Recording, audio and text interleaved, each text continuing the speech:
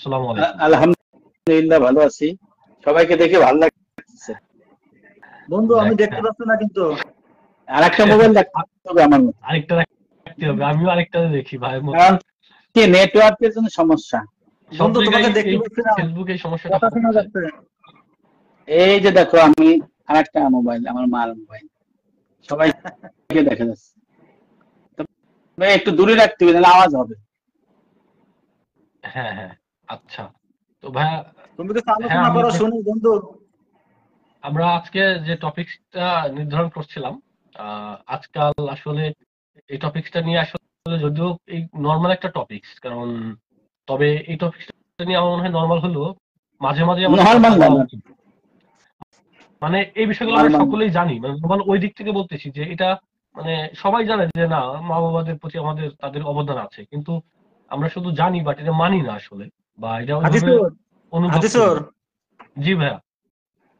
আমি আমার বন্ধু হিটলুকে একটু বলছি আর কি, মানে ইসলামী পরিভাষায় আর কি, জি, মানে জি।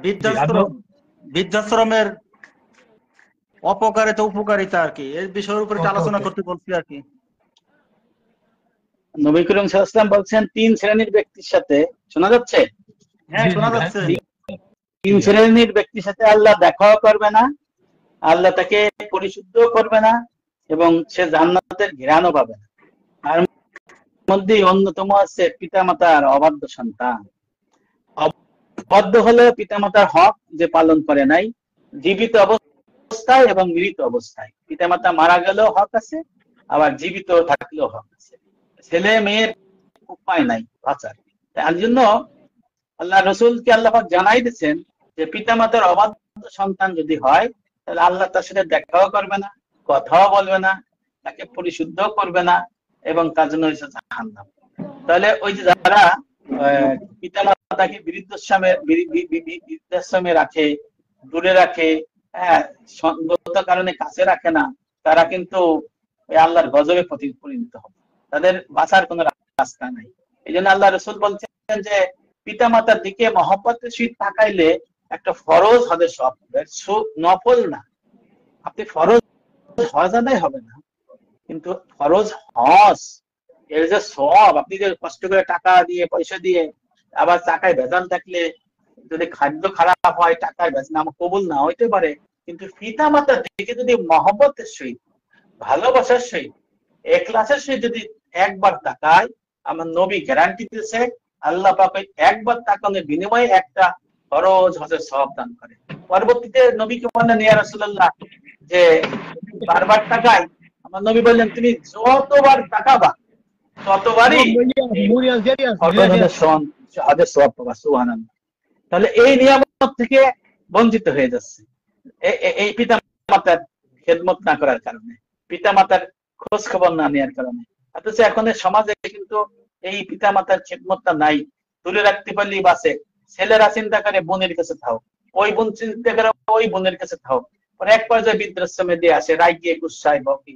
তাই পিতা মাতার যে বদদোয়া, মানে আল্লাহর কাছে এরই লাগে না, দোয়া আর বদদোয়া মানে মাঝখানে কোনো ফাঁকা, সরাসরি পৌঁছায়। দোয়া করলেও সরাসরি পৌঁছায়, আবার বদদোয়া করলেও সরাসরি পৌঁছায়। যে কারণে যে সন্তানরা তার পিতা মাতাকে বৃদ্ধাশ্রমে রাখে, তারা কি দোয়া পায় না বদদোয়া পায়?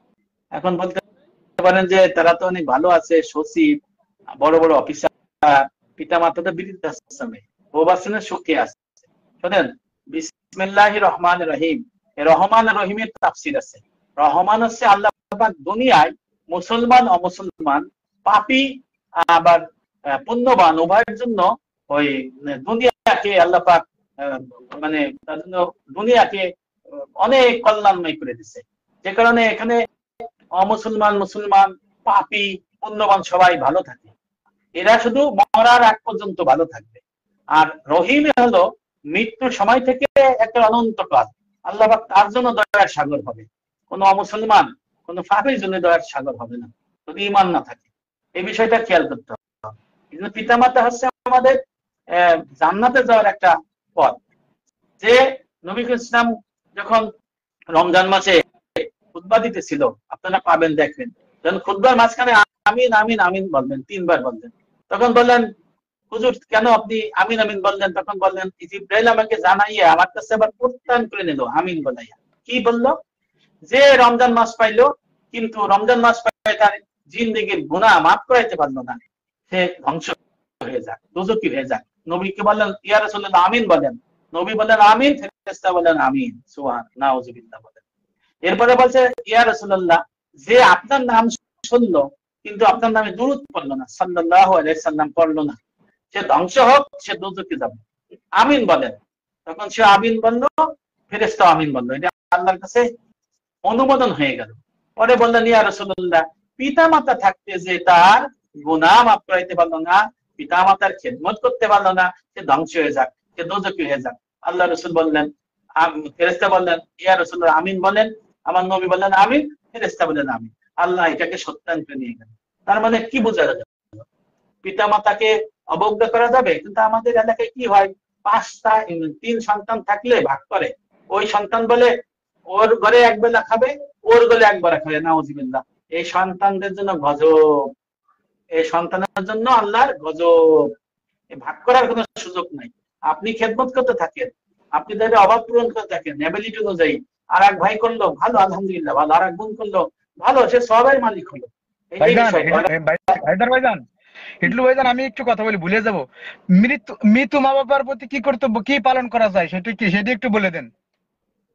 মৃত পিতা মাতা জন্য হলো তাদের জন্য সব রেশনের আয়োজন করতে হবে। এই যে আমরা যে আলোচনা করতেছি, এই আলোচনাটা যদি দিনের আয়োজন করে হয়, দোয়া করা হয়, আবার বাসা বাড়িতে যদি দিনের আলোচনা করা হয়, তারপরে দান খয়রাত করা হয়, তারপরে আপনার বিভিন্ন মাহফিল কায়েম করা হয়, তারপরে কোরআন তেলাওয়াতে সব বক্সাই দেওয়া হয়, এইটা হলো সব রেশানি বলা হয়। তারপরে তার পিতা মাতার নামে জমি জাতি মাদ্রাসা মসজিদে অক্ষ করে দেওয়া হয়, এইটা হলো সব রেশানি। 2 হলো কবর জিয়ারত করা। অনেকে কবর দিয়ে পিতার কবরে যায় না, মায়ের কবরে যায় না, এই কবর জিয়ারত করতে হবে। তারপরে হলো পিতা মাতা যাদের সাথে চলাচল করছে, এটি কিন্তু দারুণ একটা বিষয়। যাদের পিতা মাতা, যে পিতা তাদের বন্ধু আছে, কিন্তু সে বন্ধুদের সাথে দেখা সাক্ষাৎ করতে হবে, হাদিয়া নিয়ে যেতে হবে, তোফা দিতে হবে। কয়জন দেই আমরা বলেন? মাতা যার সাথে চলাচল করছে, মা তারও তো বান্ধবী ছিল, পরিচিত ছিল, তাদের সাথেও দেখা সাক্ষাৎ করে তাদেরও আপনার হাদিয়া তোফা দিতে হবে। এই বিষয়গুলো কিন্তু আমরা করি না। তারপরে পিতামাতার যদি ঋণ থাকে, ঋণ শোধ করতে হবে। পিতামাতা যদি কোনো অনুরোধ করে, কাউকে যদি কিছু বলে দেয়, ওসিয়ত করে, এই ওসিয়ত পূরণ করতে হবে। পিতামাতা যদি কোনো পাপের জারিয়া করে, কেউ যদি কোনো পিতা বা মাতা যদি করে, কি বলে, ওই সিনেমা হল বানাই গেল, এটা পাপের জারিয়া না? এই সিনেমা হল ধ্বংস করে দিতে হবে। কোন পিতা মাতা যদি পাপ কার্যের জন্য, যেমন পিতা বা মাতা যদি সরকারি জমি দখল করে বা জায়গা করে, রেলের জমি দখল করে দিয়ে বাজার করে যায়, সরকারি সম্পত্তি দখল করে দিয়ে দোকানপাট করে দিয়ে যায়, এই সরকারি জমি হারাম খাচ্ছে, এই ছেলে মেয়েরা খাচ্ছে, কিন্তু গুনাহ হচ্ছে কিন্তু পিতা মাতা। কারণ সৎকের জরিয়া পাপের জরিয়া আছে, এগুলো মুক্ত করে দেয়া। এই বিষয়গুলো কিন্তু আমাদের খেয়াল করতে হবে। অর্থাৎ পিতা মাতা যাতে কবরে ভালো থাকে, সেই জন্য সন্তানেরও সমস্ত হারাম থেকে দূরে থাকতে হবে। এই জন্য তামবিহুল গাফিলুন, সবরকান্দি রহমতুল্লাহ আলাইহির কিতাবের মধ্যে লেখা রয়েছে, ইবনুল জাওজি রহমতুল্লাহ কিতাবের মধ্যে লেখা রয়েছে, সন্তান যদি দুনিয়ায় পাপ কাজ করে, তাহলে পিতা মাতা কবরে ওই পাপ কাজের জন্য ওই মানে পাপ কাজের, সে পাপের মানে আমল নামা তার যোগ হয়, নাউজুবিল্লাহ। আবার সন্তান যদি দুনিয়ায় ভালো কাজ করে, সৎকা জারিয়া করে, পিতা মাতা কবরে বসে সঙ্গে সঙ্গে পায়। এই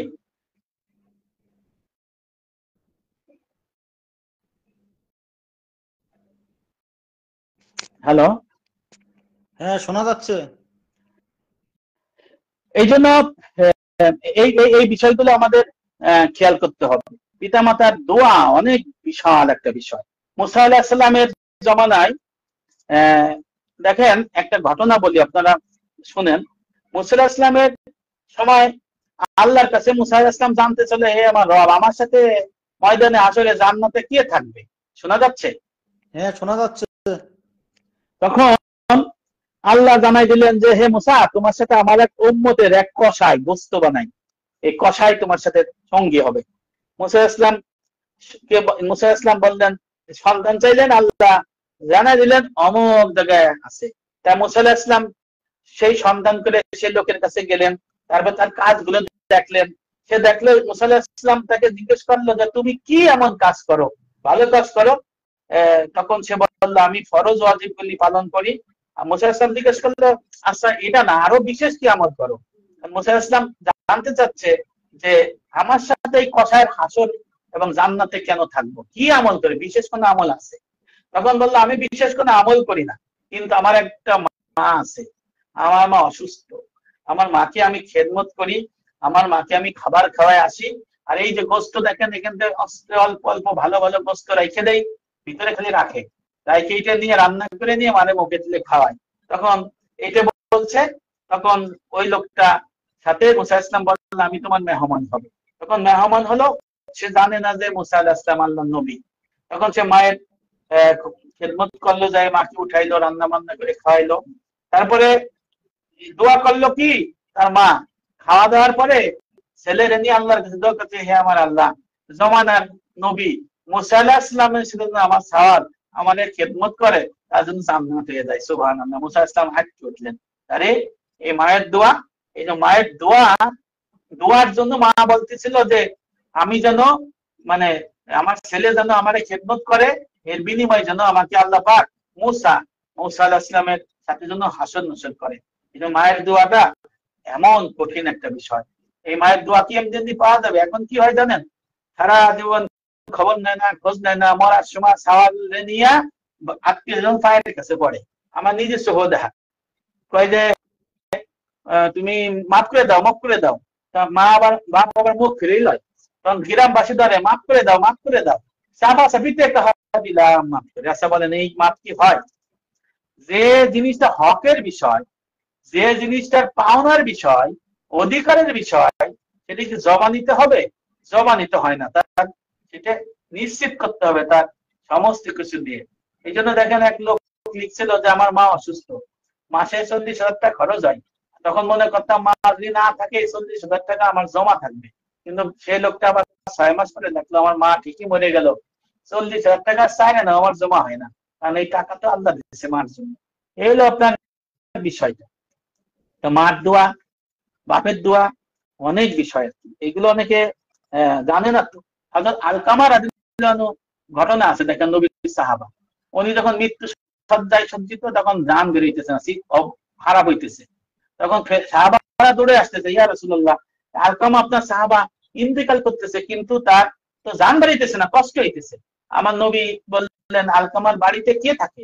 বলে তার মা। তখন বললো তার মাকে খবর দাও যে আমি তার সাথে দেখা করবো না সে দেখা করবে। তখন নিয়ে গেল যে আলকামার মা আপনার সাথে আল্লাহ রসুল দেখা করতে চাই না, আপনি দেখা করবেন, আমি যাচ্ছি বলে গেল। তখন বলে আলকামা মার সামনে নিয়ে বললো যে তুমি তোমার এই ছেলে তোমার জন্য কোনো ঘটনা ঘটছে, কষ্ট হইতেছে, তুমি তাকে মাফ করে দাও। আলকামার দোষ ছিল কি, বাড়ি বাজার থেকে ভালো বাজার করে নিয়ে বউর কাছে দিত, দিয়া বউ আবার মারে দিত, কিন্তু মা কষ্ট পাইতো যে আমার কাছে দিলি তো আমি তো ভালোটা বোঝার ওরে দিবার।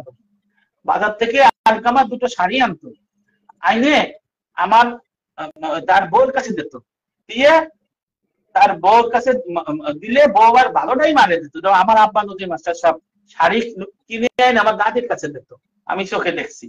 দাদির কাছে দিলে আমার দাদি আমার মারে দিত, আমার মাই যেখানে শুনতেছে আমার মা রাগ হইতো, হ্যাঁ আমারও দিতে পারে না, আমি তো দিতে পারি, কিন্তু আমার বাপ কোনোদিন দেয় নাই। আমার আব্বা নদীর মাস্টার শাড়ি 2টো কিনে আনছে, আর আমার দাদির কাছে দিচ্ছে, দাদি রাইকে আমার মারে দিচ্ছে। এখানে আলকামার দোষ ছিল, স্ত্রীর কাছে দিচ্ছে, যে কারণে মা একটু কষ্ট পাইছে। এই জন্য আল্লাহ পাক অসন্তুষ্ট হয়েছে, তার জীবন জানটা বের হইতে দিচ্ছে না, কষ্ট হইতেছে। তখন আল্লাহ রসুল বললেন তুমি তাকে মাফ করে দাও, মাফ করে না। তখন বলে জ্বালানি নিয়ে আসো, অনেক জ্বালানি আনে। তখন আলকামার মা কয় কি জ্বালানি দিয়ে কি করবেন ইয়া রাসূলুল্লাহ? কয় তোমার ছেলেরে জ্বালানি দিয়ে দুনিয়াতে পুড়াই দেবো, কারণ তুমি যখন মাফ করবা না, মরে গেলি তো আল্লাহ তাকে জাহান্নামী ভস্মীভূত করবে, তাহলে দুনিয়ার থেকেই তারা আমি পুড়াই দিই। তখন আলকামার মা কান্নাকাটি করে আল্লাহ রসুল বলি ইয়া রাসূলুল্লাহ আমি ক্ষমা করে দিলাম, আমার ছেলে সত্যি নির্দোষ ছিল, বুঝে নাই, মাফ করে দিলাম। তখন দৌড়ে আসলো সাহাবারা, ইয়া রাসূলুল্লাহ আলকামার জান বেরিয়ে গেছে, সুন্দরভাবে সে ইন্তেকাল করেছে। সুবহানাল্লাহ। এই হলো দেখেন পিতা মাতার বিষয়ের ফলাফল। আর কি বলবো বলেন? অনেক ভালো লাগলো, অনেক সুন্দর আলোচনা হয়েছে। হাদিসুর, জি ভাইয়া, আমি শোনা আসলে যাচ্ছে? শুনতেছিলাম। আর আপনার কথা যত শুনি শুনতে ইচ্ছা করে শুধু। কোরআন হাদিসের আলোকে রাসূল সাল্লাল্লাহু আলাইহি ওয়াসাল্লামের জীবনী দিয়ে বাস্তব উদাহরণ দিচ্ছিলেন। তো আমাদের আজকের বিষয়টা যেটা নিয়ে আসলে যে প্রশ্নটা করতেছিল আমাদের তাইবুর রহমান ভাই, যে আসলেই কি বৃদ্ধাশ্রমের প্রয়োজন আছে কিনা, অথবা বৃদ্ধাশ্রমের উপকারিতা বা অপকারিতা, সেই পর্যায়ে না কথা না, জাহান্নাম। বলতে বলতে। হ্যালো। ছেলে মেয়ে থাকতে বিশ্রাম নাই, বৃদ্ধাশ্রম নাই, জাহান্নাম সেটাই। পরিষ্কার। কিন্তু আমরা আসলে এমন একটা আধুনিক সমাজে বসবাস করতেছি, বা আধুনিক সমাজের দিকে যাচ্ছি, যেটা আমরা মনে করি যে বৃদ্ধাশ্রমে রাখলে নাকি পিতামাতা অনেক ভালো থাকে, সুখে থাকে, এরকম না একটা না, আধুনিকতা আমাদের সামনে দেখতে পাচ্ছি। যদিও এটা আপনি দেখবেন, তাও এই আধুনিকতাটা যারা গ্রহণ করে তাদের ছেলেরা অনেক উচ্চ শিক্ষিত, মানে নিম্ন শিক্ষিত না, উচ্চ শিক্ষিত। তারাই এই জিনিসগুলোর প্রতি অনেক বেশি ঝুঁকে পড়তেছে। অনেক যেটা আসলে খুবই কষ্টের। একটা মানুষ যখন মুরব্বী হয়ে যায় বা বুড়ো হয়ে যায়, তখন সে কিন্তু আসলে ওইভাবে একটা সাপোর্ট চায়, কথা বলার মানুষ চায়, সে একটু ভালো ব্যবহার চায়, সে শুধু খালি খাবারের জন্য আসলে বেঁচে থাকে না। তো আমাদের বর্তমান সমাজের খুবই অবক্ষয়ের দিকে যাচ্ছে, বিশেষ করে চারিদিকে তাকালেই যেটা চোখে পড়ে। আজকের টপিকটা আসলে এই জন্য এই বিষয়টা নিয়েই কথা বলতে চাচ্ছিলাম, সকলের কথা শুনতেছিলাম। আমিও শুরু থেকে অনেক কথা বলছি, আপনি অনেক পরে জয়েন আমি করছেন। হাদিসকে আমি এই যে ফরজ যে 40 বিষয়টা, এরকম একটা বই আমি দেব। আর আমি ইংরেজিতে তৈবরকে পিডিএফ আছে পাঠাবো, আমার যোগাযোগ করলে এই যে ফরজ, এর মধ্যে পিতামাতার হক আছে। এখানে কিন্তু 40টা ফরজ বিষয় আছে। আচ্ছা আচ্ছা। এই 40টা ফরজ বিষয় নিয়ে বিভিন্ন টপিক আলোচনা করলে মানুষ জি। ফরজ থেকে জানতে পারবে। এইটাই হলো ওকে। পূর্ণাঙ্গ দিনের রূপরেখা। জি ভাইয়া, আপনার কাছে আমি আরেকবার আসবো, তবে তার আগে আমাদেরকে যারা দেখছে তাদেরকে একটু তাদের নামটা একবার পড়তে চাচ্ছিলাম। আমাদের সাথে যারা হ্যাঁ, আছে অনেক কষ্ট করে, কারণ যারা আসলে দর্শক তারাই মূলত আমাদের মূলত তাদের উদ্দেশ্যে আমাদের আলোচনা, তারা না থাকলে আমরা হয়তো আলোচনা করতাম না বা কথা বলতাম না। তো আমাদেরকে দেখছে এই মুহূর্তে ঠিক। নাজিম উদ্দিন ভাই, সাথে আছে হায়দার আলী হিটলু ভাই আলোচক হিসাবে, সাথে আমার অত্যন্ত শ্রদ্ধেয় বড় ভাই তাইবুর রহমান আমাদের সাথে লাইভে যুক্ত আছেন, এবং সাথে আছে তরিকুল ইসলাম টুটুল ভাই, উনি অসম্ভব ভালো একজন মানুষ, এবং সাথে আমাদের মনিরুল ইসলাম মনি ভাই আছে, আমার চাচাতো ভাই এবং আমার খুব খুব কাছের বড় ভাই, আমার শ্রদ্ধেয় বড় ভাই মনি ভাইকেও ভালোবাসা রইল। সাথে আছে আমাদের অত্যন্ত ভালোবাসার মানুষ শিপন ভাই। আচ্ছা, আমাদের শখের প্রবাস কিন্তু যুক্ত হয়ে গেছে তৈবুর রহমান ভাই, একটু আগেও কিন্তু শখের প্রবাসের কথা বলতেছিল যে শখের প্রবাস আসে না। আমি ওই শখের প্রবাসকে ইদানিং দেখতেছি খুব কম, ভিডিও টিডিওতেও তেমন একটা দেখতেছি না ভাই। হয়তো ব্যস্ত হয়ে গেছেন কিনা জানি না, তবে ভালোবাসা রইলো, দোয়া রইলো আপনার প্রতি। সাথে যুক্ত আছে নাজমুস সাকিব সুমন, এবং সাথে যুক্ত আছে সৌরভ হাসান ভাই। সৌরভ ভাই, নাজমুস ভাই, সকলকেই স্বাগতম জানাচ্ছি। আজকে আমরা যে টপিকসে কথা বলতেছিলাম, মা বাবার প্রতি আমাদের যে দায়িত্ব, বা আমাদের জীবনে বাবা মার অবদান। আসলে একটা মানুষ খুবই ছোট থাকে, সেই চড়ুই পাখির মতন হাত পা মা বাবার কোমল স্পর্শে আস্তে আস্তে বড় হয়।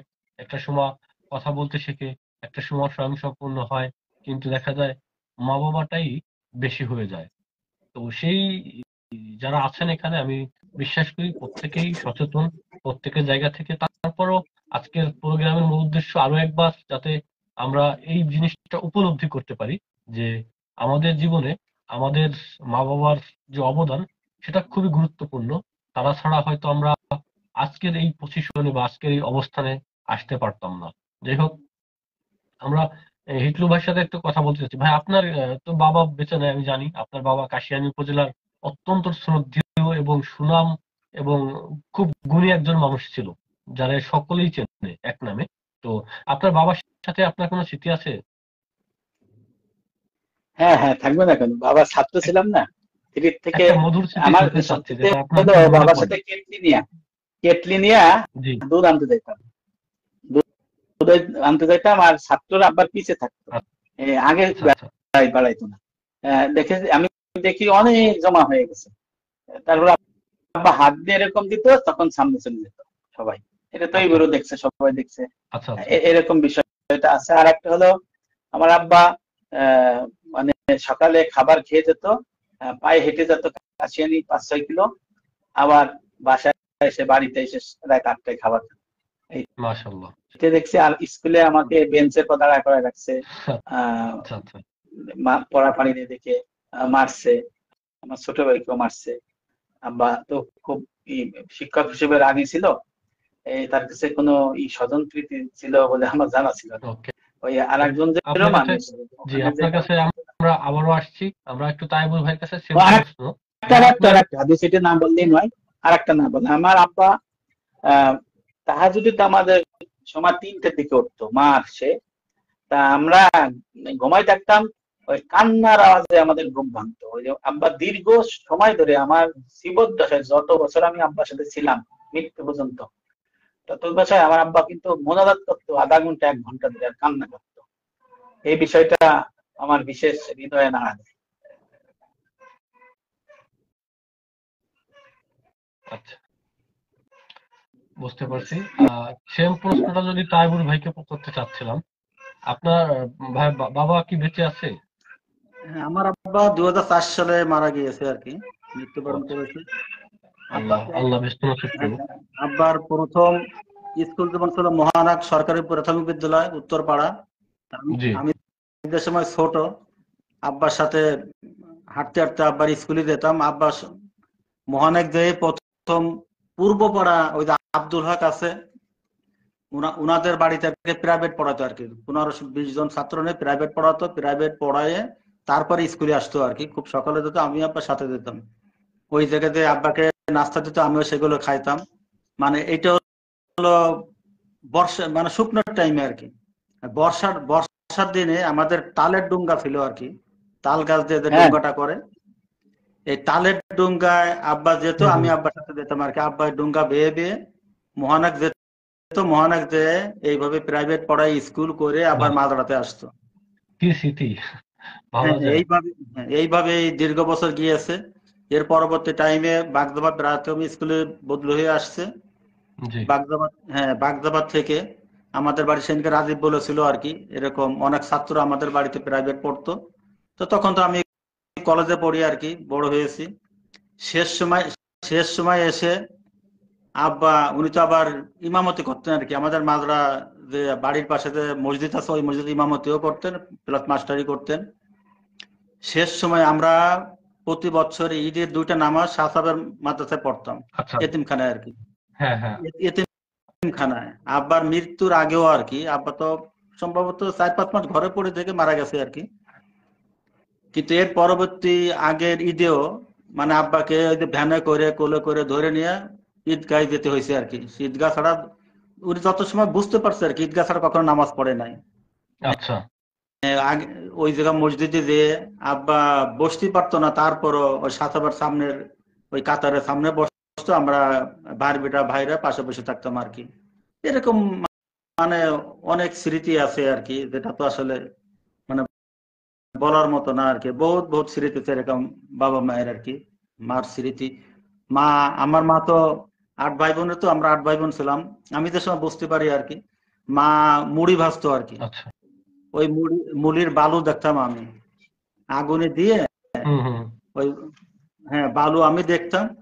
মা চাউল ছেলে তখন ওই জাজরের ভিতর চাউল ঢেলে দিয়ে মুড়িরে এই করে জাজরে দিত, আমি আবার ওইটাকে সে তালের ওইটা দিয়ে তারপরে আমি মুড়িকে ঝামাইয়া ঢালতাম। আমি আর মা মুড়ি ভেজেছি আর কি। মাশাআল্লাহ। মানে এরকম সেইটাই। আগে আমরা এইভাবেই ছিলাম। এখন তো আসলে এইভাবে আন্তরিকতা নেই, এখন এইভাবে আন্তরিকতা নেই ছেলে পেলেদের, না এইভাবে আন্তরিকতা নেই। এখন দেখো না, মানে স্বার্থের জন্য, অল্প একটু স্বার্থের জন্য, 10 টাকার জন্য হয়তো মেয়ে মারা যাচ্ছে অথবা মা বাবাকে মেরে ফেলছে, 10 টাকা চেয়েছে। মানে একটা উদাহরণ আর কি। একটা মোবাইল এখন বর্তমান যুগে মানে একটা মোবাইল আছে, স্টুডেন্ট তাকে দিবে না, সে মোবাইল দিলে লেখাপড়া করবে না, 9-10-এ পড়ে, না দিলে তার মা বাবাকে খুন করছে। মানে এই ধারণা অনেক ইতিহাস। এখন তো মানুষের ভিতরে মানুষত্ব বহুত আস্তে আস্তে মানে সরে যাচ্ছে আর কি।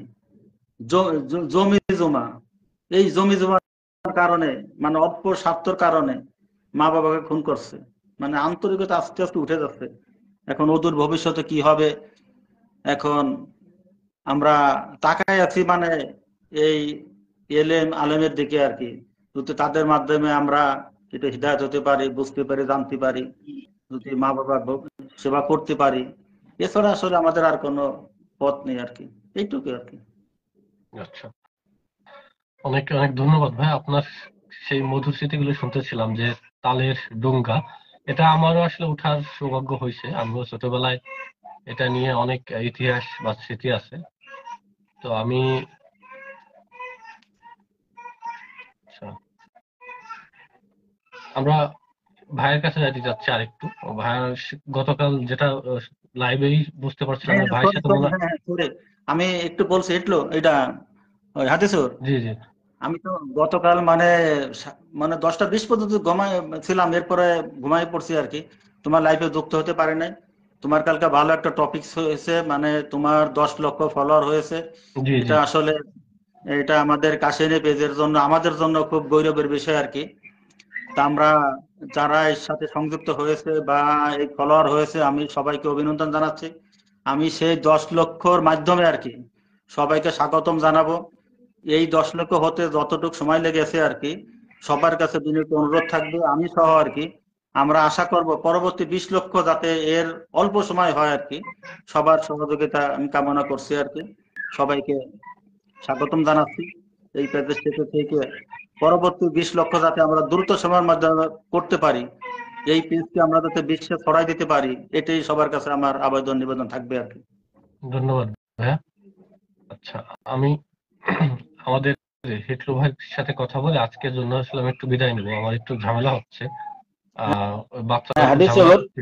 তুমি বলছিলা যে বৃদ্ধাশ্রমে পিতামাতাকে রাখার যে কুফলটা, দেখো যারা বৃদ্ধাশ্রমে রাখে পিতামাতাকে যারা রাখে, আমি একটা হাদিস শরীফ বলি, নবী ইসলাম বলেছেন যে ব্যক্তি পিতামাতাকে বাদ দিয়া উত্তম খাবার খায়, আল্লাহ তাকে ভেস্তের খানা থেকে বঞ্চিত করিবেন।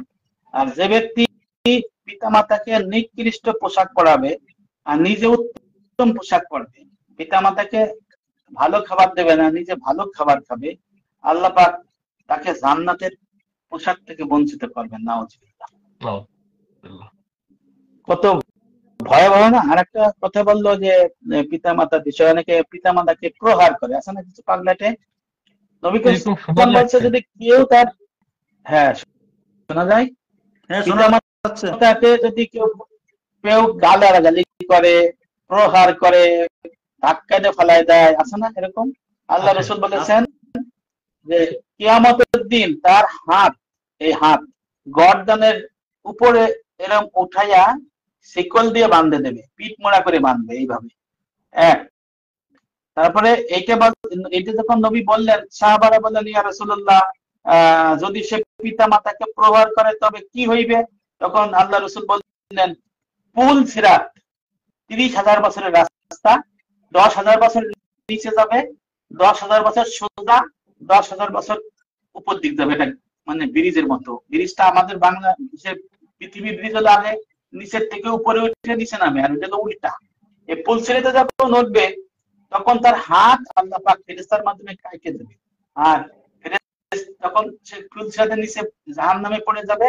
পড়ে গেলে তাকে লোহার মুকুট দিয়া তাকে নির্দয়ভাবে পিটাইতে থাকবে ফেরেশতারা। শুধু পিতামাতাকে গালি দিছে, খারাপ কথা বলছে, প্রহার করছে, ধাক্কা দিয়ে ফেলাই দিচ্ছে, শুধু এই জন্য এই অবাধ্যতার এই বিষয়টা আছে।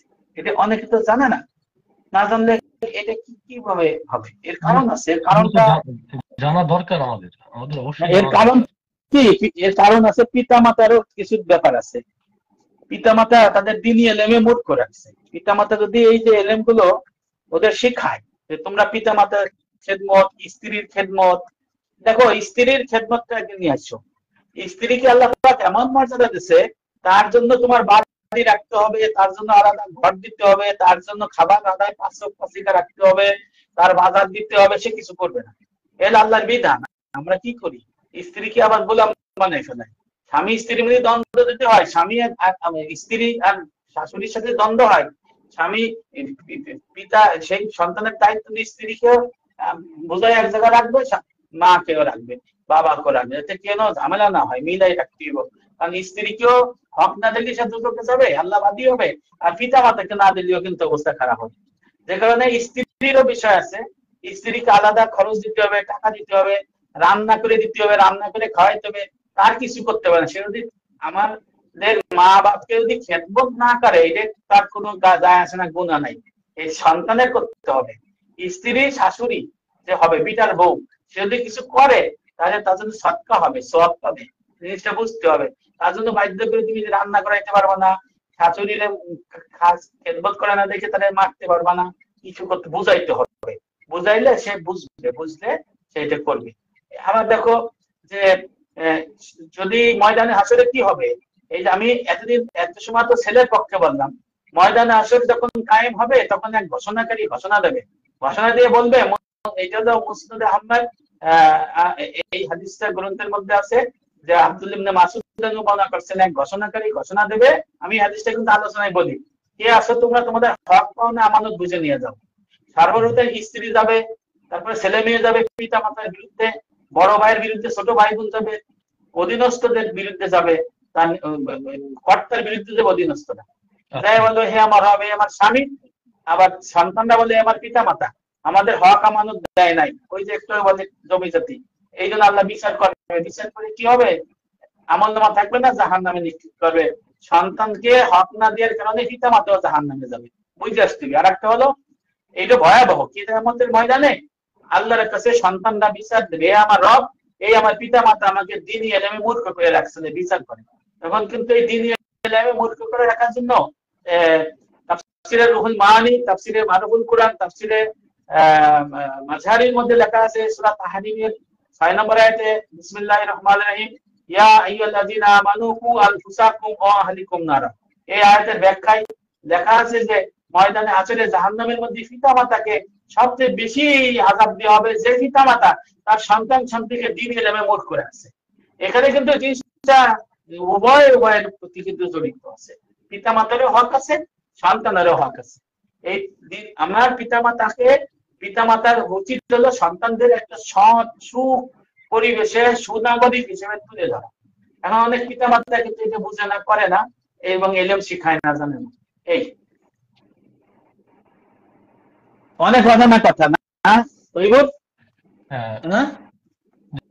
তৈবুর কি জানতো না যে স্ত্রী, তোমার স্ত্রী যদি তোমার মারে যদি রান্না করে না দেয় তুমি বাধ্য করতে পারবে না, বাধ্য করলে আল্লাহ বাদী হবে, তুমি জানতা?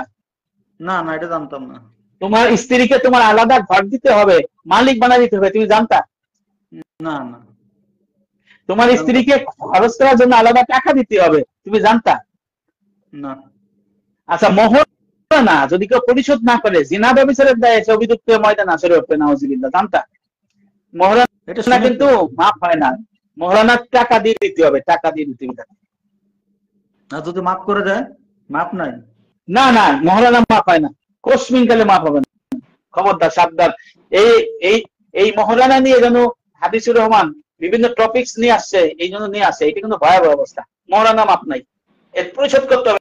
এমন আছে পিতা যদি তার মার মোহরানা বাদ দিয়ে যায়, সন্তানের দায়িত্ব জমি বিক্রি করে মায়ের মোহরানা পরিশোধ করা, নাহলে কি কিয়ামতের ময়দানে মা বাদী হয়ে যাবে বাবার বিরুদ্ধে, স্বামীর বিরুদ্ধে, স্বামীর বিরুদ্ধে বাদী হবে। কিন্তু বন্ধু শোনা, আমি তোমাকে বলি, বর্তমান যুগে, বর্তমান সময়ে মানে কিছু কিছু মানুষ আছে বা কিছু কিছু স্থান আছে, তারা মনে করে কি যদি বেশি দেল মহারণা না দেয়, হয়তো যদি এই জায়গায় ডিভোর্স হয়ে যায়, ভয় আছে। এই বড় ভয়ে অনেক জায়গায় মানে দেল মহারণা অনেক টাকা ধার্য করে, কিন্তু তার তৌফিক নাই 1 লাখ টাকার কাপড় চোর দিয়ে, আর সেখানে দেখা গেল 5 লাখ টাকা দেল মহারণা ধার্য হয়েছে। এইসব ইসলামী শরীয়তে না। হ্যাঁ হ্যাঁ, এইসবের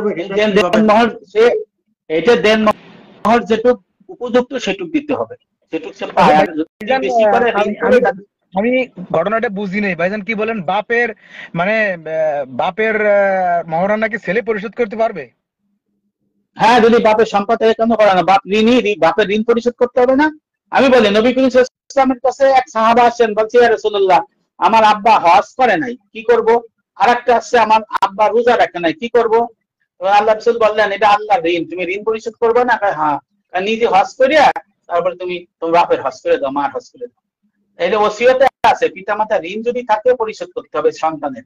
মা আর পিতার মধ্যে যদি মোহরানা বাকি থাকে আপনি জানি নেবেন, যারা জানি নেবে, পিতা যদি না দিয়ে থাকে সন্তানের উচিত পিতার পক্ষ থেকে এই ঋণ পরিশোধ করে কবর থেকে মুক্তি দেয়া। তাহলে ময়দানে হাসরে মা দৌড়ে যাবে, কেউ কাউকে চিনবে না।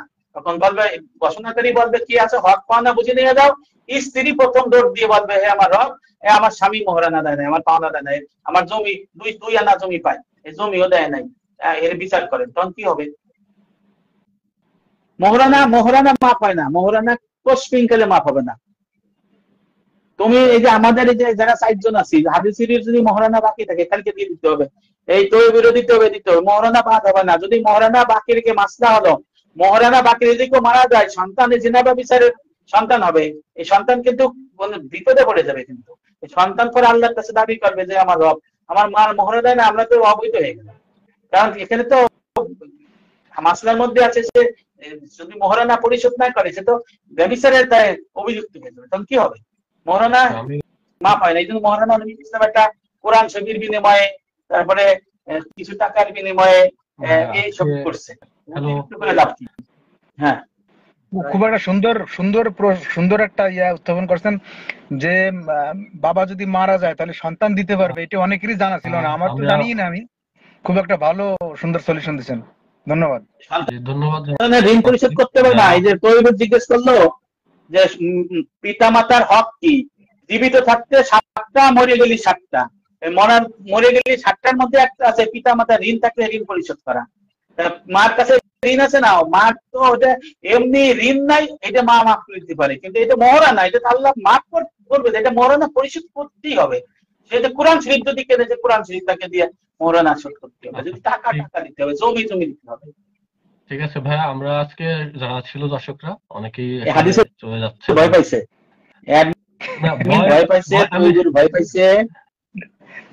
ভয় পাইছে না আসলে। আমরা এটা নতুন করে জানলাম, তো তো এটা জানার তো শেষ নাই, জানা নতুন আরেকটা বিষয় আমরা অনেকেই জানছে। আসলে মানে একটু বের হইতে হবে, আমার আসলে সময় শেষ হয়ে গেছে, আর কাজ আছে। সবাই ফিনিশিং, এই আলোচনার পরে সবাই 2 মিনিট সময় দাও।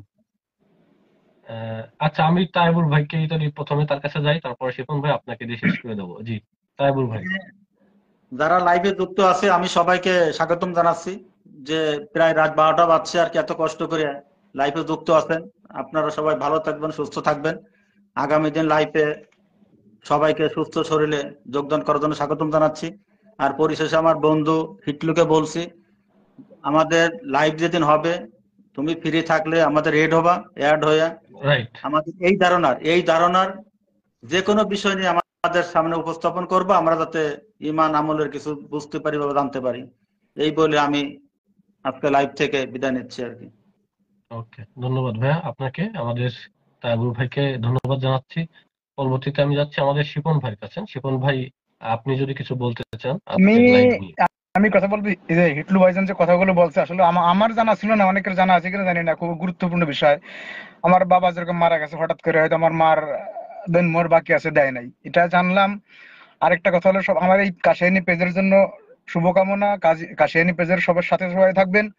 আর আজকে যে টপিকটা ছিল মা বাপের, যে আসলে আমরা মা বাপের খেদমত করি, আমরা সবাই মা বাপের, আমরা মা বাবা যখন জীবিত আছে তাদের যে মূল্যটা, আমরা মূল্যটা বুঝতে শিখি। মা বাবা যাদের নাই তারাই বুঝতে পারি যে মা বাবা না থাকাটা যে কত বেদনার, কত কষ্টের, এটা আমরা বুঝি। তাই মা বাবার সাথে থাকি এবং আমরা এই পেজের সাথে থাকি, ভালো কাজের সাথে থাকি। ভালো কাজ যদি নাও করতে পারি, আমরা কথার মাধ্যমে হোক, পরিশ্রমের মাধ্যমে হোক, আমরা সাথে থাকি, সবসময় ভালো কাজ করার চেষ্টা করব। আর আমার জন্য সবাই দোয়া করবেন, আমিও সবার জন্য দোয়া করি। আসসালামু আলাইকুম। ওয়ালাইকুম আসসালাম। ধন্যবাদ জানাচ্ছি শিপন ভাই আপনাকে, খুব সুন্দর করে বলতেছিলেন। এবং আমরা আসলে চেষ্টা করি যে নিয়মিত লাইভ করি, তো যারা দর্শকরা আছে তাদের কথা বিবেচনা করতে, কারণ এই টাইমটা এখন ঘুমের টাইম, অনেকে ঘুমাতে চলে যাবে, অনেকে চলে গেছে। তো আমিও 12টার ভিতর ঘুমানোর চেষ্টা করি, সকালে অফিস থাকে। তো এই জন্য 10:30 থেকে 11:30 পর্যন্ত করতে চাই বা করি।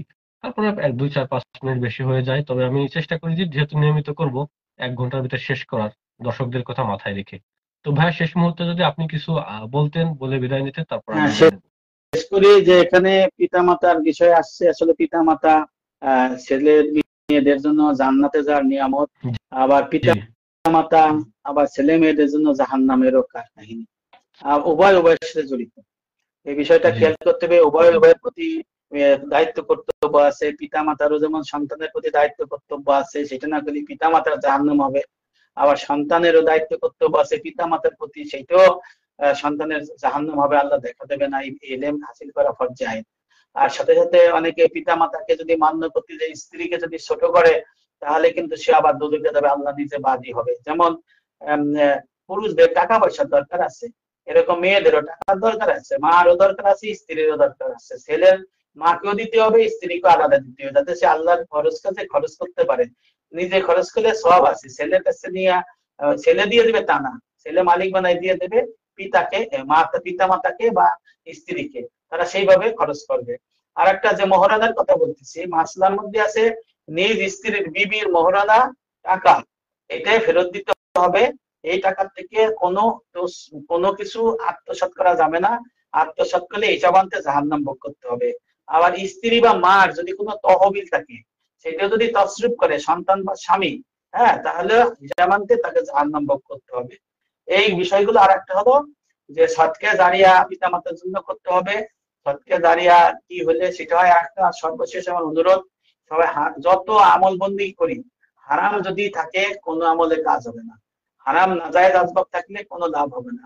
হারামে লিপ্ত থাকলাম আবার হালাল করলাম, কোনো লাভ হবে না। আপনার আমাকে হারাম থেকে আস্তে আস্তে আস্তে পারে হইতে হবে, আল্লাহর দিকে রুজু হইতে হবে, তাহলে হবে। আমাগো কাশিয়ানি পেজকে আমি ধন্যবাদ জানাই। এরকম জ্ঞান গর্ব আলোচনা নিয়ে আসার জন্য। আমি এখন দেখছি যে অনেকেই আগ্রহ হয়ে গেছে আমাগো কাশিয়ানির প্রতি। জি জি হাদিসুর রহমান যেভাবে আগাই যাচ্ছে, আল্লাহ তাকে সুস্থ রাখুক এবং আমিন। নিয়মিত সে টপিকস নিয়ে আসুক, এবং তার যাকে ভালো লাগে, যাকে দিয়ে উপকার হয়, তাকে সে আইনে সত্য কথা যারা বলে, কিতাবের কথা যারা বলে, ইসলামিক দিক দিয়ে দলিলের কথা বলে, তাদেরকে আইনে যে মনে হোক তাদের সাথে দিয়ে এই জনগণ যারা আছে দিনী এলেমে মূর্খ বা জানে না, সেগুলো জানাই দিয়া। আবার সাথে সাথে আমাদের কাশিনী জনপদ এই জিনিসগুলো জানাই দিয়া। আবার সফর করে যে কাশিনী সর্দি ইউনিয়নকে সে হাতের মুঠোয় নিয়ে আসছে, এই যে এক এক জায়গা নতুন নতুন চাওয়া, এটাও কিন্তু কোরআনে নির্দেশ আছে। আমরা চিনি না, জানি না, দেখি না, সে যাচ্ছে, তার কিন্তু সব হইতেছে। তা আমি হাদিসুর রহমানকে ধন্যবাদ জানাই, কৃতজ্ঞতা জানাই। যারা আমার সাথে ছিল তাদেরকে আমি ধন্যবাদ জানাই, কৃতজ্ঞতা জানাই আমার কথা ধৈর্য সহকারে শোনার জন্য। আমি শুনেছি। সবাই ভালো থাকুন। শুভরাত্রি। আসসালামু আলাইকুম ওয়া রাহমাতুল্লাহি ওয়া বারাকাতুহু। ওয়ালাইকুম আসসালাম ওয়া রাহমাতুল্লাহি ওয়া বারাকাতুহু। সেই সাথে অসংখ্য ধন্যবাদ জানাচ্ছি ভাইয়া আপনাকে। আমরা আস্তে আস্তে একটু একটু করে একটা সময় অনেক কিছু জানা হবে। নিয়মিতই তো আপনাকে পাবো, মাঝে মাঝেই শুনবো। তো আমরা পুরোই যাচ্ছি না, আজকে চলে যাচ্ছি, এর মানে এই নয় যে একবারে চলে যাচ্ছি। আবার নতুন কোনো লাইভে আপনার কাছ থেকে নতুন কোনো বিষয় আমরা জানবো, আমাদের সকলকে জানানোর চেষ্টা করব।